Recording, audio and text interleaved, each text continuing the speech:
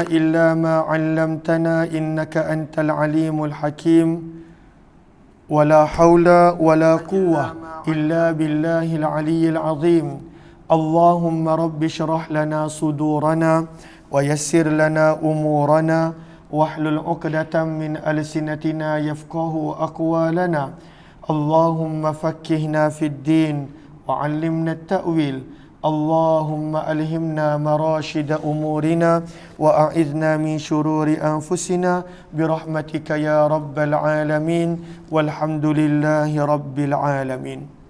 Alhamdulillah summa alhamdulillah, syukur kita kepada Allah Subhanahu wa taala. Kita mulakan dengan kita perbetulkan dahulu niat kita. Moga-moga apa jua yang kita lakukan adalah kerana Allah Subhanahu wa taala. Nawaitu ta'alluma wa ta'lim wa tadhakkura wa tadhkir wa naf'a wal intifa' wal ifadata wal istifadah wal hatha ala tamassuki bi kitabillah wa sunnati rasulillah sallallahu alaihi wasallam wa du'ai ila al huda wa dalalati ala al khair ibtigha'a wajhillah wa mardatihi wa qurbih wa thawabih amin amin ya rabbal alamin. Ahlan Kak Ma, Aina Ami dan juga sahabat-sahabat lain yang berada di ruangan TikTok, Bunga Lawang, Ummi Madiha, Fauzia Ahmad Isa, Nurhayati Sulaiman, Aminah Ismail, Safiyah Sapian, Nur Azwa dan juga semua sahabat-sahabat yang lain. Ahlan kepada semua. Mohon jasa baik untuk bantu share, bantu untuk kongsi, bantu untuk sebar luas tak rakan-rakan yang lain. Mudah-mudahan lebih ramai yang beroleh manfaat. Untuk sahabat-sahabat yang kali pertama bersama, saya sebenarnya sedang berkongsi ilmu dengan 5 orang pelajar madrasah ibu saya berkenaan tentang kitab Jami' ataupun Sunan Imam Tirmizi rahimahullahu taala. Dan kali ini kita nak masuk pada hadis yang kedua, muka surat yang ke-54. Maka pada hadis yang kedua, kerana Imam Tirmizi susun kitab ini berdasarkan pada waktu itu Allahumma salli ala Sayyidina Muhammad, berdasarkan kepada tajuk-tajuk fiqh. Sebab itu dipanggil sunan. Mana-mana kitab yang kita nampak sebagai sunan, Sunan Ad-Darimi, Sunan Ibnu Majah, ianya menggambarkan kitab tersebut disusun berdasarkan tajuk fiqh. Dan untuk kali ini kita telah tiba pada muka surat 54, hadis yang kedua. Hadis yang kedua, siri yang kedua. Maka saya nak baca dulu tajuknya. Imam Tirmizi membawakan tajuk Babu Majaa fi Fadli Tuhur. Bab maksudnya adalah tajuk Majaa, pada hadis-hadis yang telah datang, riwayat-riwayat yang telah datang, fi, pada, fadli, kelebihan apa? At-tuhur, kelebihan pada waktu itu bersuci. Maka kita dah belajar pagi tadi, kalaulah at-tuhur itu berbaris depan bermaksud air, kelebihan air yang digunakan untuk bersuci. Dan kalaulah dibaca berbaris atas, maksudnya perbuatan bersuci. Maka berwuduk, maka itu perbuatan bersuci. Tahur, mandi, itu perbuatan bersuci. Maka itu pun dipanggil tahur. Maka apakah kelebihan untuk bersuci?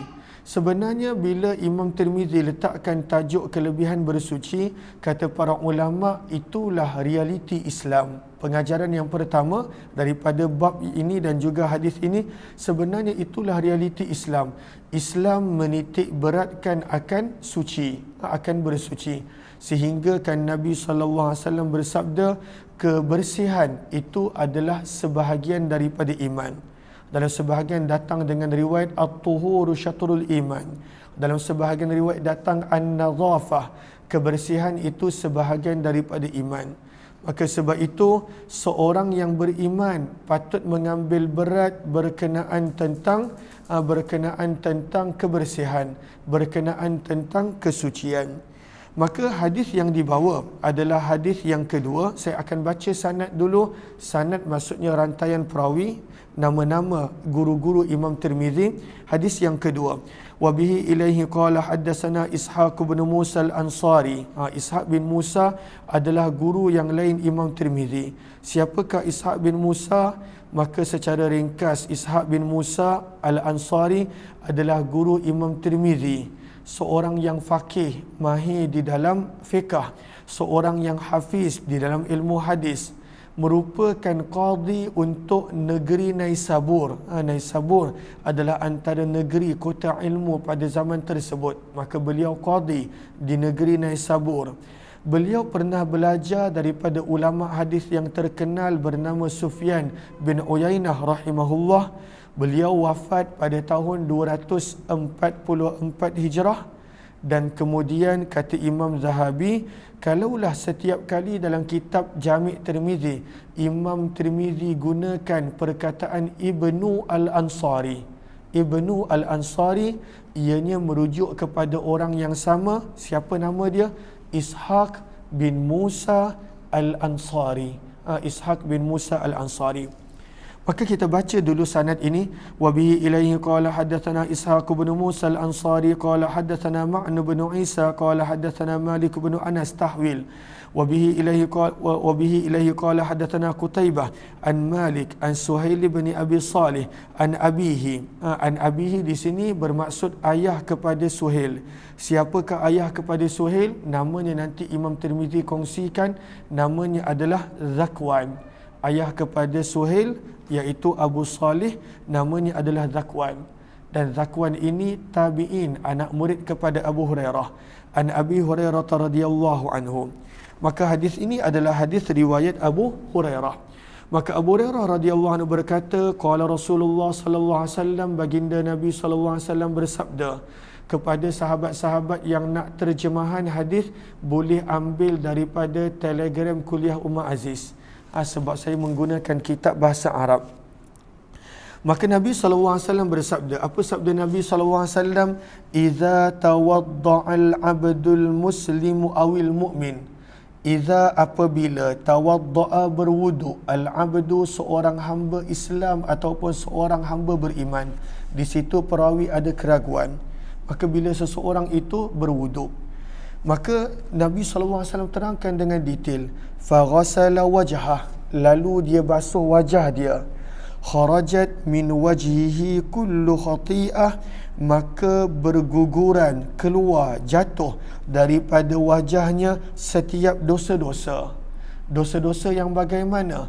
Dosa-dosa yang dia dapat nazara ilaiha bi'ainaihi, dosa-dosa yang dia dapat ketika mana dia melihat sesuatu yang Allah larang dengan mata dia. Bila dia ambil wudu, berguguran dosa, matanya jatuh. Jatuh dengan apa? Sabda Nabi, ma'al ma', bersama dengan air wudu, au ma'a akhiri qatril ma', ataupun bersama titisan air wudu yang terakhir. Maka jatuh gugur pada waktu itu dosa-dosanya. Au nahwa hadza, ataupun seumpama itu. Maka perawi ada keraguan di situ. Berguguran dosa dia. Bila kita ambil wuduk, bukan sekadar air yang berguguran. Sebaliknya pada waktu itu berguguran dosa-dosa daripada wajah kita. Maka para ulama hadis berbeza pendapat. Adakah dosa ini dosa yang berguguran bagaimana? Maka sebenarnya dosa yang berguguran, kata para ulama hadis, adalah secara hakikat. Dosa itu berguguran secara hakikat.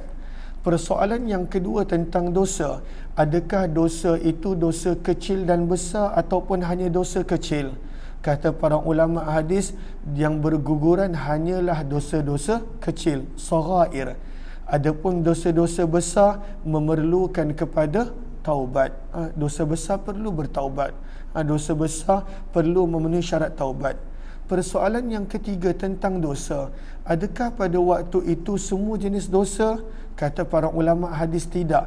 Hanya dosa yang berkaitan dengan hak-hak Allah. Adapun dosa yang berkaitan dengan hak manusia takkan pernah selesai kecuali kita selesaikan dengan manusia tersebut.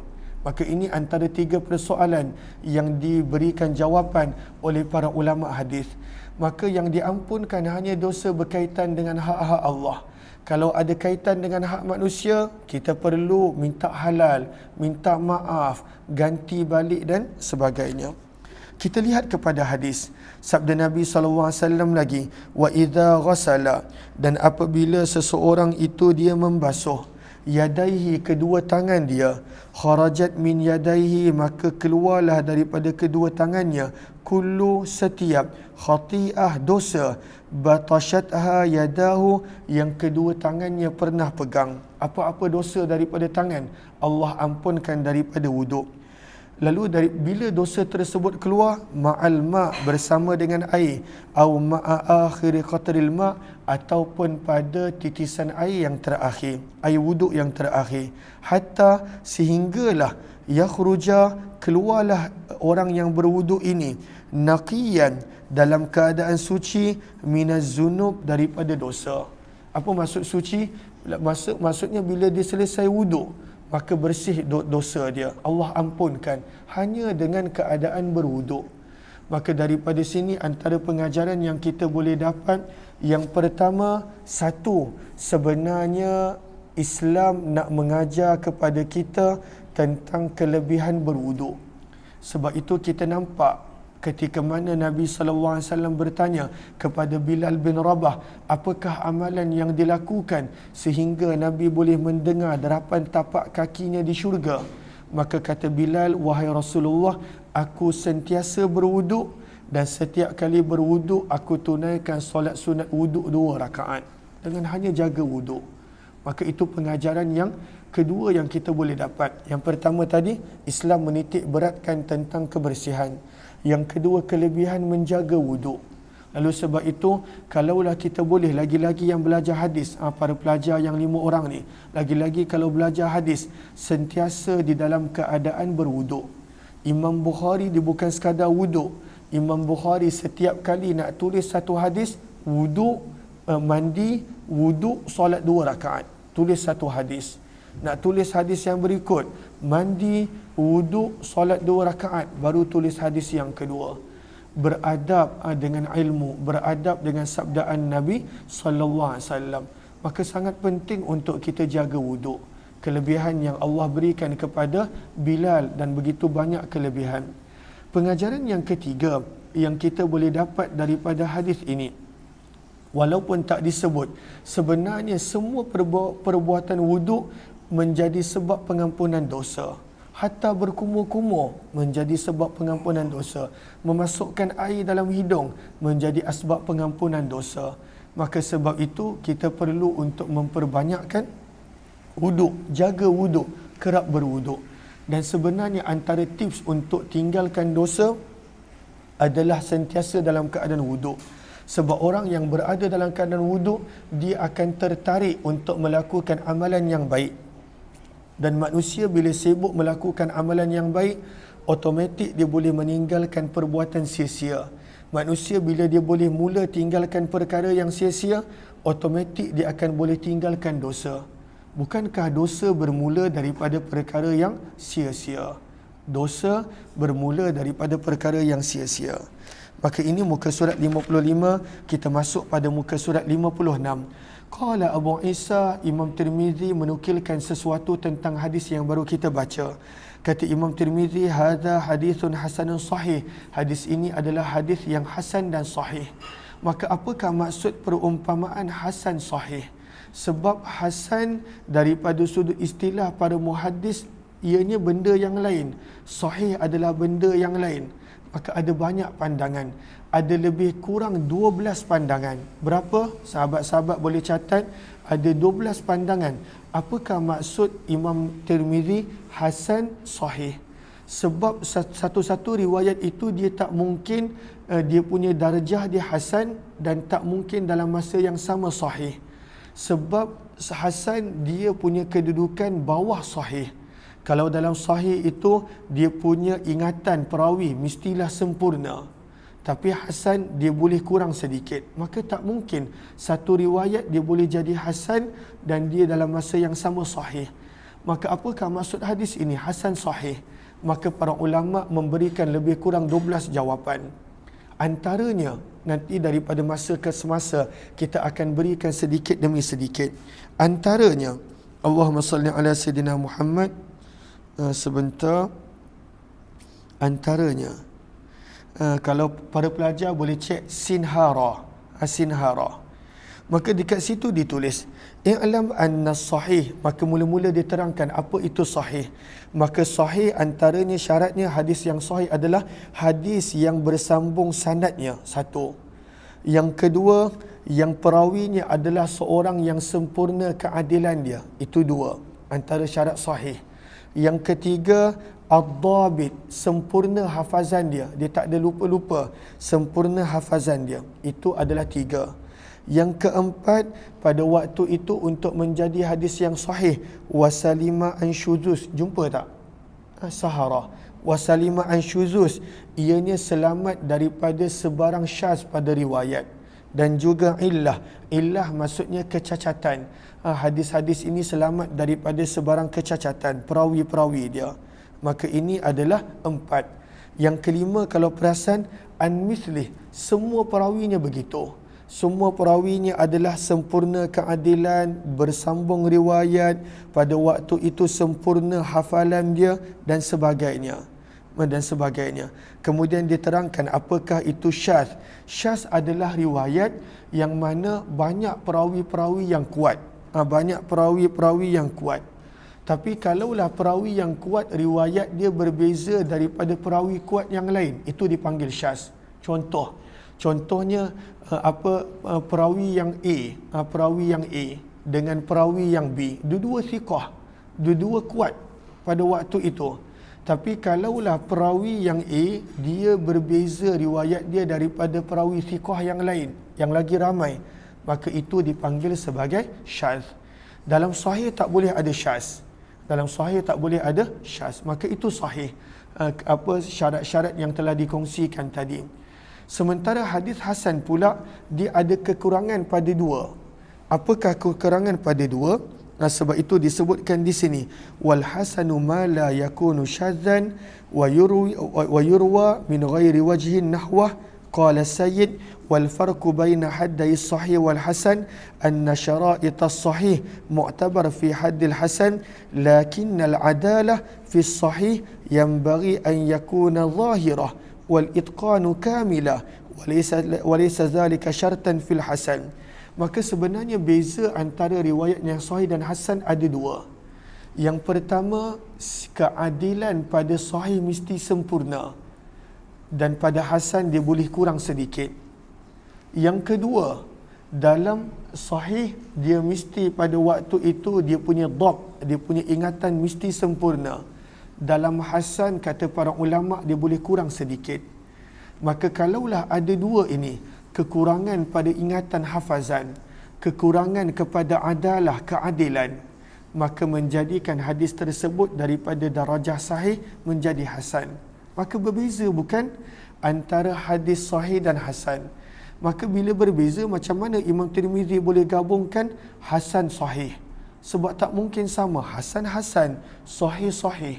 Maka di sini, kalau kita boleh lihat di sini, yang pertama, yuridu, baris yang keempat, jumpa tak? Sahara baris yang keempat. Yuridu, maka ada 12 pandangan. Pada kali ini kita sekadar nak berkongsi dua. Yuridu, kata penulis, yang dimaksudkan oleh Imam Tirmizi dengan hasan sahih adalah biisnadain, ada dua sanad. Hadis yang kita baru baca tadi ada dua sanad. Satu sanad dia hasan dan satu sanad dia sahih. Itu pandangan pertama. Pandangan yang kedua yang kita boleh nampak, depan saya ni ada pelajar-pelajar, lalu pelajar-pelajar ni nampak. Pandangan yang kedua kita boleh nampak pada baris yang keempat, awil muradu al-lughawi, maksud daripada hadis hasan sahih adalah hasan daripada sudut bahasa Arab. Apakah hasan daripada sudut bahasa Arab? Maksudnya bagus, indah, cantik. Dan pada waktu itu sahih, maksudnya hadis ni sahih. Maka bila Imam Tirmizi kata hasan sahih, Imam Tirmizi maksudkan hadis ini sahih, dan hasan bermaksud bukan seperti yang para ulama hadis maksudkan, tetapi daripada sudut bahasa Arab, sanad dia bagus, sanad dia terbaik, sanad dia indah. Dan ada banyak lagi pandangan-pandangan yang lain. Jelas ke? Korang jelas? Okey. Maka kata Imam Tirmizi pada muka surat 56, hadza hadisun hasanun sahih wa huwa hadithu Malik an Suhail an abihi an Abi Hurairah. Lalu siapakah Abu Salih? Sebab antara kelebihan Imam Tirmizi berbanding dengan kitab hadis yang lain, dia terangkan juga tentang perawi-perawi. Sebab perawi itu kadang-kadang ada orang yang tak kenal, ada orang yang salah faham. Wa Abu Salih, siapakah Abu Salih? Abu Salih di sini adalah ayah kepada Suhail. Dan Abu Salih ini adalah Abu Salih As-Samman yang namanya adalah Zakwan. Sementara Abu Hurairah, para ulama berbeza pendapat tentang namanya. Faqalu, ada mengatakan namanya adalah Abdul Syams, ada yang mengatakan nama Abu Hurairah adalah Abdullah bin Amr, wa hakadha qala Muhammad bin Ismail, dan inilah apa yang dikatakan oleh Muhammad bin Ismail, wa hadza asah, dan inilah pandangan yang lebih kuat. Namanya adalah Abdullah bin Amr, dan juga ada yang mengatakan namanya adalah Abdul Syams, dan ada juga pandangan-pandangan yang lain seperti Abdul Rahman dan lain-lain. Okey. Lalu apa para pelajar boleh tengok Arafah ataupun tengok Syayaha. Tengok Syayaha bawah tu. Syayaha. Syayaha tapi perenggan sebelumnya. Ikhtilaful muhaddithin fi ismi Abi Hurairah. Jumpa tak? Okey. Maka di sini dinukilkan dalam sebahagian syarah Tirmizi, wa Abu Hurairah ikhtalafu fi ismi Abi Hurairah fa fihi 35 qawla. Sebenarnya tentang nama Abu Hurairah ada 53 pandangan. Minta maaf, 35 pandangan. Banyak. 35 siapa nama Abu Hurairah?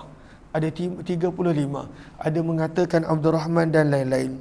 Maka ada mengatakan Abdul Syams, ada mengatakan Abdullah, ada pada waktu itu memberi pandangan-pandangan yang lain. Faqala Mulla Ali Qari, baris bawah dia. Mulla Ali Qari berkata, pernah ditanya kepada Imam Ibn Hajar berkenaan tentang ini, tentang nama Abu Hurairah.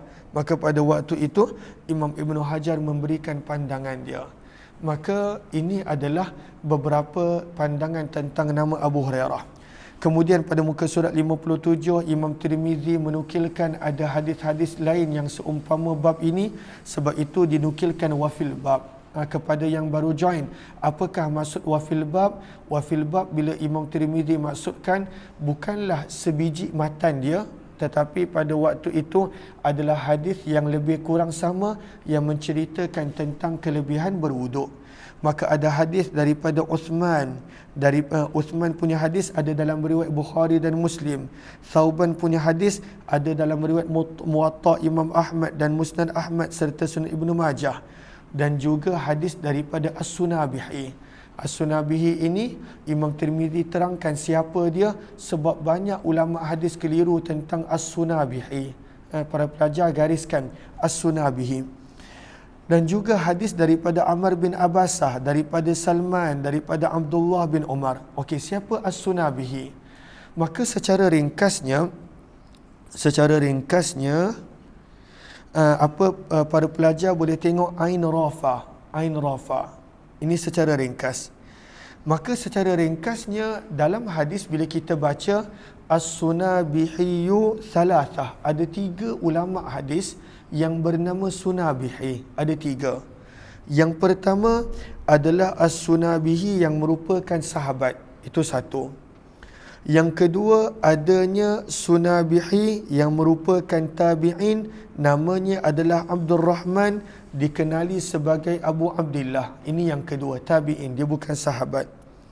Dan yang ketiga adanya Sunabihi yang sebenarnya nama asalnya Sunabih tanpa ya, tetapi lama kelamaan orang pun panggil dia Sunabihi, dan dia pun sahabat.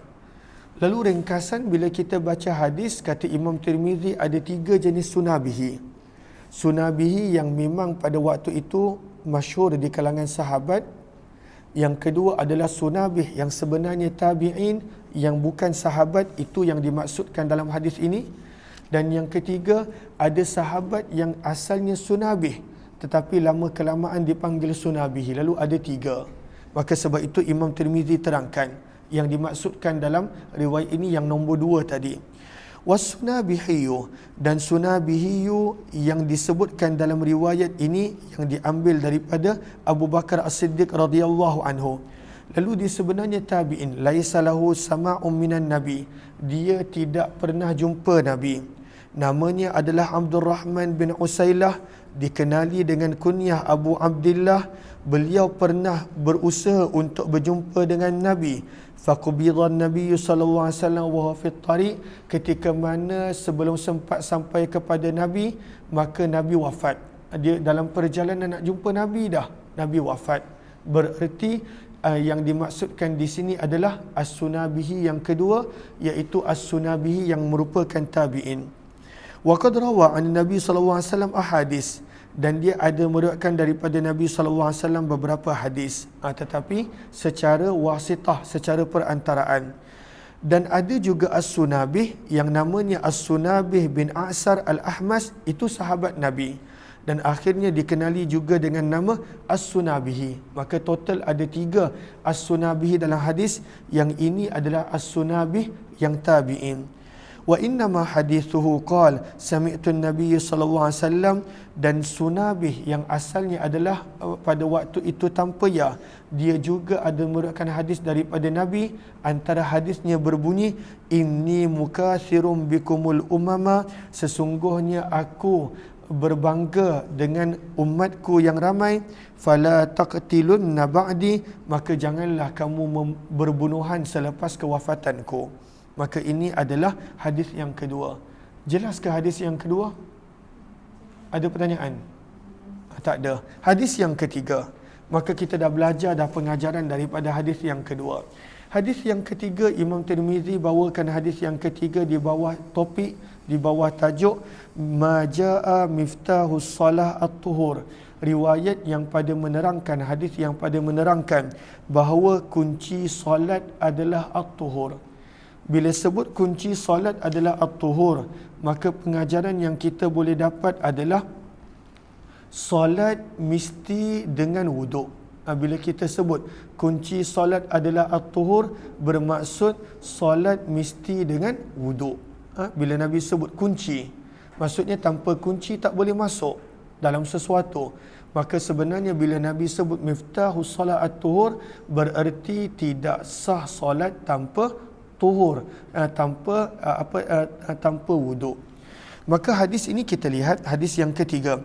Wa bihi ilaihi qala hadatsana Hannad wa Qutaibah wa Mahmud bin Ghailan qalu hadatsana Waqi' an Sufyan. Sufyan di sini maksudnya adalah Sufyan, kita lihat Arafah. Lihat Arafah. Sufyan yang di sini maksudnya adalah Sufyan bin Sufyan Ats-Tsauri. Lihat Arafah, jumpa tak Arafah? Baca baris yang terakhir daripada tajuk siapakah Sufyan di sini. Maka fatatabba'tu wa wajadtu fi takhrijil hidayah li-Tabrani annahu Tsauri. Riwayat yang sama bila dilihat dalam riwayat Imam Tabrani menunjukkan maksud di sini adalah Sufyan Ats-Tsauri, bukan Sufyan Uyainah. Cuma Imam Tirmizi tak sebut Sufyan yang mana. Maka sebenarnya Sufyan Ats-Tsauri. وحدثنا محمد بن بشار قال حدثنا عبد الرحمن قال حدثنا سفيان عن عبد الله بن محمد بن عقيل عن محمد بن الحنفية. Muhammad ibn al-Hanafiyah adalah anak kepada Sayyidina Ali radhiyallahu taala anhu, orang yang paling banyak meriwayatkan hadis daripada Sayyidina Ali. Dipanggil Ibnul Hanafiyah sebab Hanafiyah itu adalah nama kepada ibunya, ibu kepada Muhammad, tetapi beliau adalah anak kepada Sayyidina Ali. An Ali radhiyallahu anhu an Nabi sallallahu alaihi wasallam qala miftahus salah at-tuhur, kunci solat adalah bersuci. Bersuci adalah kunci solat. Maka itu pengajaran dia, tanpa bersuci menjadikan pada waktu itu solat tidak sah. Kemudian sabda Nabi wa tahrimuha, dan pada waktu itu permulaan solat. Tahrim maksudnya perkara yang menjadikan solat pada waktu itu mengharamkan perkara yang lain yang tak boleh buat. Dalam makan haram, dalam solat haram untuk makan. Dalam solat tak boleh pada waktu itu bercakap selain daripada apa yang dibenarkan. Dalam solat banyak benda tak boleh buat. Maka sabda Nabi wa tahrimuha, ataupun terjemahannya dan takbiratul ihram ataupun permulaan solat. Maka haramnya daripada melakukan perbuatan yang tak boleh dalam solat bila bermula daripada at-takbir. Bila kita angkat je takbiratul ihram, maka pada waktu itu kita dah masuk ke dalam solat. Maka daripada sini pengajaran yang kedua, Nabi dah terangkan tentang permulaan solat. Bererti sebelum angkat takbiratul ihram itu belum solat. Ketika mana kita biasakan diri kita dengan niat, itu belum masuk solat. Dan sabda Nabi SAW, wa tahliluha, dan menjadinya seseorang itu halal keluar daripada solat apabila dia bagi salam. Maka pengajaran yang ketiga yang kita dapat, bila seseorang itu nak keluar daripada solat, dia mesti kena bagi salam. Dia mesti kena bagi salam. Sebab Nabi sebut wa tahliluha taslim. Kerana ada pandangan para ulama, contohnya Hanafiyah, yang pada waktu itu mereka tidak melazimkan salam. Boleh keluar daripada solat dengan apapun perbuatan yang membatalkan solat. Itu pandangan Hanafiyah. Tapi Syafi'i kata tak boleh. Mesti keluar daripada solat melalui cara salam. Bila salam, maka berakhirlah solat. Maka kata Abu Isa, qala Abu Isa, hadis ini adalah hadis yang paling sahih di dalam bab ini dan yang paling terbaik sanadnya. Abdullah bin Muhammad bin Aqil, yang kita nampak nama di dalam perawi tadi, saduq, seorang yang benar. Walau waqad takallama fihi ba'du ahli ilmi min qibali hifdhi, walaupun ada para ulama hadis yang mempertikaikan tentang hafalannya, tetapi kata Imam Tirmizi, aku telah dengar Muhammad bin Ismail, iaitu Imam Bukhari, berkata, kana Ahmad bin Hanbal, adalah Imam Ahmad bin Hanbal, Ishaq bin Ibrahim dan Al-Humaidi, ketiga-tiga ulama hadis yang besar ini, kata Imam Bukhari, mereka menjadikan hadis Abdullah bin Muhammad bin Aqil sebagai hujjah. Maka pada waktu itu tertolak orang yang mempertikaikan bahawa Muhammad bin Aqil ingatan dia lemah. Tertolak kata-kata tersebut sebab Imam Bukhari kata ulama-ulama yang lebih hebat menjadikan riwayat Muhammad bin Aqil sebagai hujjah. Berkata Imam Bukhari lagi, qala Muhammad, maksudnya Imam Bukhari. Berkata Imam Bukhari lagi, wa huwa muqaribul hadis. Bila para ulama hadis sebut muqaribul hadis, ini gambaran daripada pujian. Wa fil babi, dalam hadis, dalam bab ini juga ada hadis yang lebih kurang sama yang merupakan riwayat Jabir dan Abu Sa'id radhiyallahu taala anhu. Hadis yang keempat kita baca jam 9.15 nanti insya-Allah. Terima kasih semua. Kita jumpa jam 8.30 dalam Hayati Quran. Kita jumpa semua. Bila taufiq hidayah. Assalamualaikum warahmatullahi wabarakatuh.